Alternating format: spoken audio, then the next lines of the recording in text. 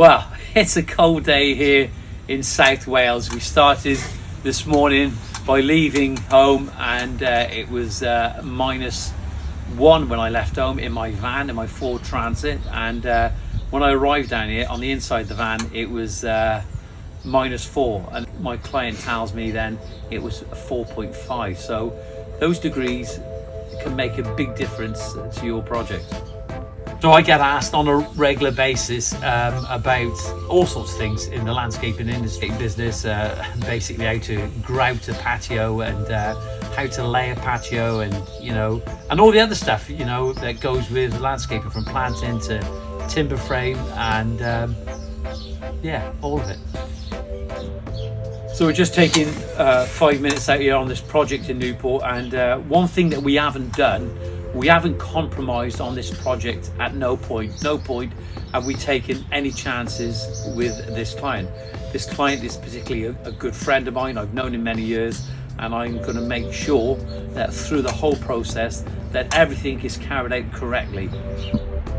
So when we're talking about a landscape project and no compromises, we've got to make sure that everything we do right from the word go is done correctly. From the site visit, the initial site visit, to explaining about design, to talking about product knowledge is so key. To explain about product knowledge, your knowledge of the products that you intend to use. I know in some cases that you may not necessarily know about the product that the client particularly wants, but you need to find out about it. You need to find out full specifications of what it is, what it does, and how it reacts. And when you start arming yourself with knowledge of the products that you intend to use, it just puts you in a good place. So on a regular basis, I have messages all across the country from consumers and contractors. Literally just before we started filming this, I had a contractor asking me about building sand, for example. Is building sand okay for mortars in laying paving? Well, the fact is, no, it's not. You could probably put maybe 1 shovelful of building sand to 4 sharp sand, and then that gives it sometimes that little bit of pliability. But certainly for me, when I'm laying paving, the most important thing is the sharpness, the gritty product in the sand, which is going to give its integrity. There you are. When you start understanding how your paving is going to be laid, that's the key to the success of your project. It's so important that as a contractor you demonstrate to your client that you are the professional and you know what needs to be laid on. So when we look at a quote, the quote needs to be, how can I say, it needs to be creative. You need to describe about what you're going to do. You also need to talk about your method, your laying method, or the process that you're going to do in. And obviously the key to all good quotes is dimensions. Dimensions are so important. You need to ensure your client that you're going to deliver what you say is on the quote and not on the back of a fag packet. So you heard me say on the back of a fag packet, and the fact is that's what's happened in the past, and many times people accept quotes in a way which is so unprofessional, and you can see why they fall in problems. When you have a quote, make sure that there's you either have it by email or on a hard copy, ensuring that you can actually see something tangible that you can lay your hands on if you need to in the future. It just amazes me sometimes when people fall into problems, the consumer and contractors alike, where they've had things that have gone wrong, and you just need to address it. You need to get it done.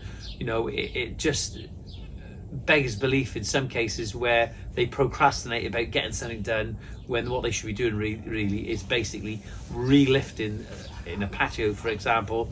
And we talk about patios because generally when we look at hard landscaping, it is the patios that normally take place, and a lot of people are laying patios across the country without any knowledge of anything when it comes to paving. And the thing is, if they're not sure of how to do it, they need just to check out some British standards, for example. British standards are available. If you look, you can get them, and you can make sure that you're delivering to those standards. It's such a shame when I have a lot of messages and pictures and videos of projects that have gone totally wrong. Only recently, a job in Doncaster, a customer had some work done in August, and now January the following year, only 6 or 7 months, that the patio is failed. There's no doubts about it, and it's difficult without actually having a look at the job of trying to identify what has gone wrong. But what we see, what is evident on the picture, is that there is the paving is dropped in places quite substantially, and on the back of the slab where it looks as if they've attempted to put the slurry, but the slurry is all very, very loose. Also, the bedding mortar itself is breaking up, and that could be for a number of reasons, but the thing is, it's failed. That customer now has to have it lifted and relayed, and the problem about lifting and relaying a patio is there's no doubt is that you are going to cause probably some damage, certainly with porcelain, and it's just going to happen. There's nothing you can do about it. So do you make the decision of having the job done completely again, or do you make do with lifting and relaying those paving stones that are basically not going to look as good as they did when they were new? There are many reasons that patios fail. Certainly the sub base, the depth of the sub base. For some reason, people think that in domestic situations that your sub base should be at least 100 millimeters thick after compaction, and that's the case. But the depth of the sub base, and I've said this so many times, will depend on your dig, what you're digging out, how soft it is. Do you need a geotextile underlay? Do you need MOT type 1? Do you need a lean mix, etc.? And these are the things that we have to take in consideration. But as a consumer, we are not going to know all this. It's our contractor that we're going to use that is the professional that's going to give us the correct advice on how we should be going about it in that particular project. Anything that we walk on is regarded as a wearing course, whether it's a carpet, laminate flooring, oak flooring, tarmac, concrete, whatever. If we're walking on it, it's a wearing course. In the civil engineer, he will want the water to get off the surface as quickly as possible. And what you have with some grout systems is that water will ingress through the joint systems, and suppliers and manufacturers will tell you that's okay, but the porosity value of that grout system is greater than the porosity value of your bedding mortar and your substrate. They will tell you that what they'll want from you as a contractor, that you've got to have a sub base that has a high porosity value, so when the water goes through the joint, it just seeps down and goes into the ground. But the thing is, with a compacted MOT sub base, it has not got the porosity value like those joint systems. And what happens? The water tends to hold up in those joints, and in these conditions like this now that we're experiencing, low temperatures, that's when the freeze thaw effect starts going, and that process of freezing and thawing every day is just going to get worse. It's almost like rust in steel. It's almost like cancer. It's going to start eating away at your joints, and eventually you're going to end up with a patio with all those joints coming out of your grouting lines. So do you think that was okay?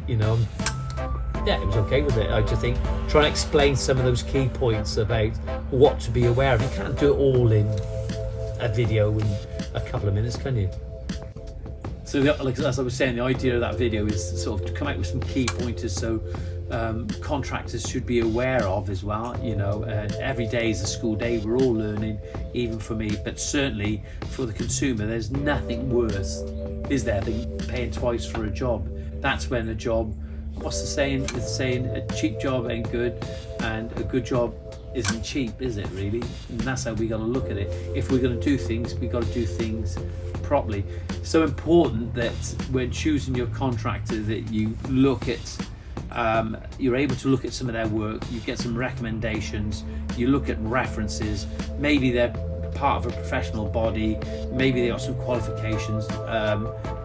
It's not always the case. In some cases, some real good contractors out there that aren't part of professional bodies because they don't need them.